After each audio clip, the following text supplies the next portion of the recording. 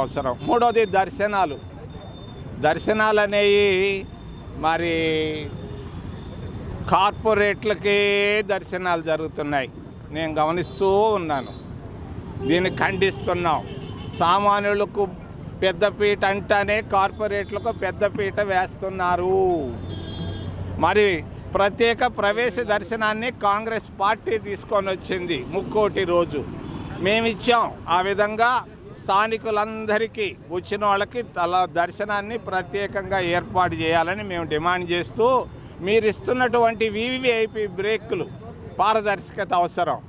ఏ పార్టీకి ఇస్తున్నారు, ఏ కార్పొరేట్లకు ఇస్తున్నారు, ఏ కారణంతో ఇస్తున్నారు? వేల మందికి ప్రతిరోజు ఇస్తున్నారు, కొన్ని 2 రాజకీయ పార్టీలకు సంబంధించిన వాళ్ళకి.